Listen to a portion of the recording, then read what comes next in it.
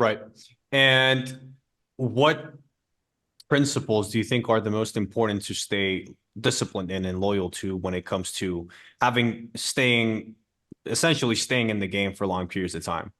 Right? Because it's obviously a discipline challenge, right? Founders and people want things quickly. But on the other hand, there's a lot of different variables, right? It's a cash flow.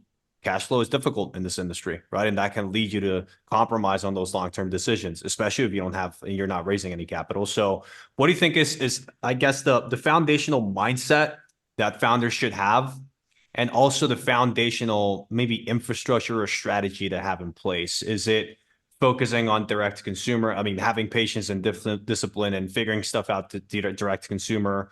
Is it having a very, very clear focus on production and creative quality and organic growth? What would be, and again, I know this is a very difficult question that might change Yeah. relative to the period of time, but relative to what you know now and what's relevant today, what do you think the best foundational approach from a mindset perspective would be, and the best foundational approaches from a more strategic perspective?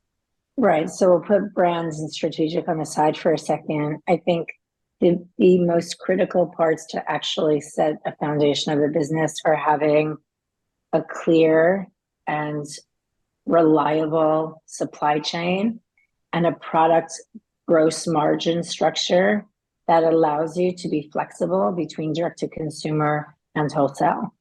Um, like stop, period. If you I mean, I shouldn't say stop first period. First, the product has to be beautiful and desirable, right? It doesn't matter what it costs. It doesn't matter if the margin, if the product is not beautiful and desirable to an audience, but who is making this? And are you able to actually make money off of this in multiple channels is key because I meet countless, I'm going direct to consumer businesses.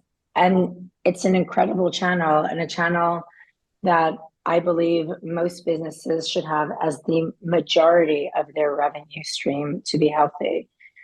But the value of the right wholesale channels and the marketing and visibility that they give, especially for younger brands, is critical to your growth. So if you approach wholesale as a marketing channel, like I'm going to be in Bergdorf Goodman, or I'm going to be in Le Bon Marché, or I'm going to be in El Palacio de Hierro, those are points where a customer is going to learn about me for the very first time.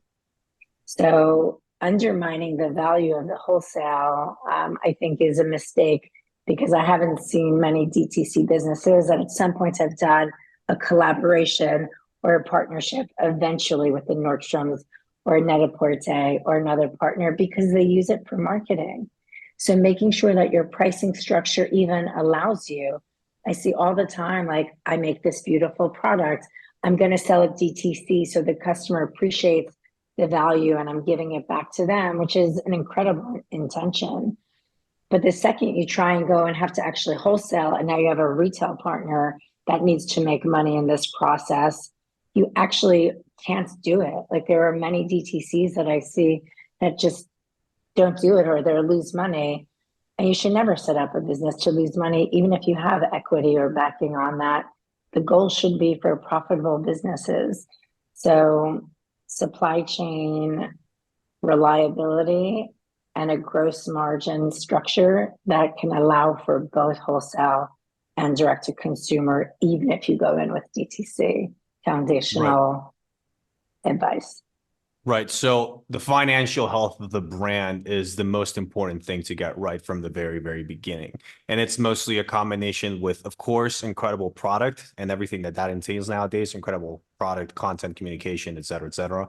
But at the same time, excellent production and supply chain infrastructure so that you allow yourself the space, the financial space for mistakes, errors, and just the overall increase of costs as you scale.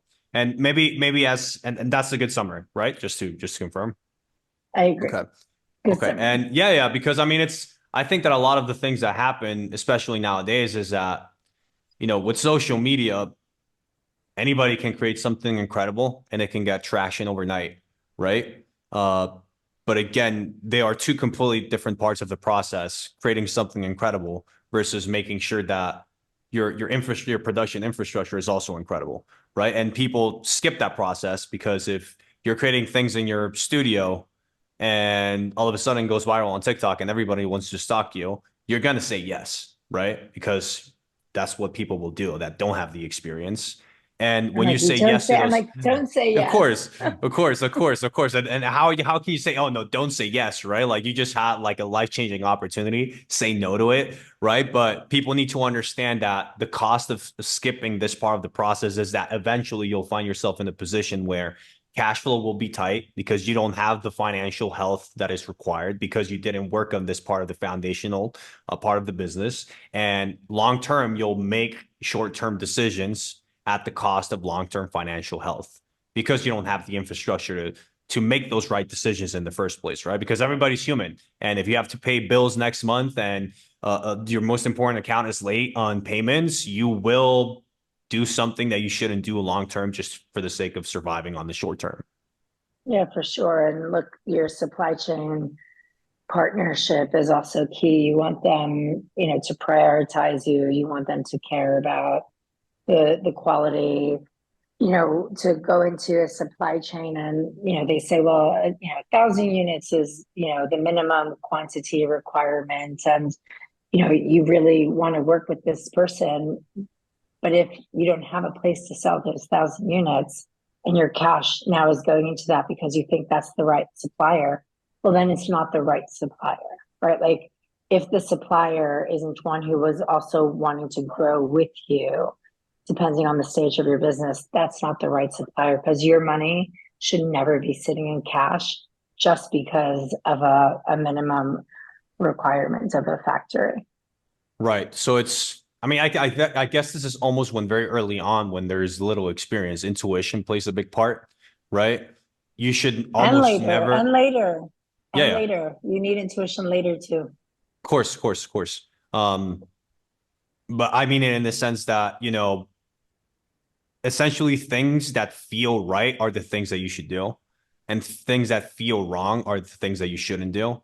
And things that feel wrong tend to be very loser win scenarios, right? High risk but very high reward when essentially if you have patience and you're working on good foundations, good decisions will intuitively feel like there is too much to win and too little to lose at every step of the process and at every single facet of the business, from a supply chain perspective, from a sales perspective, from a production and categories expansion perspective. I'm guessing that is kind of intuitive because it is a very complicated process, of course. But if you could sum it up into how a decision feels versus how it shouldn't feel, it might be a little bit easier for more unexperienced people to sort of like relate.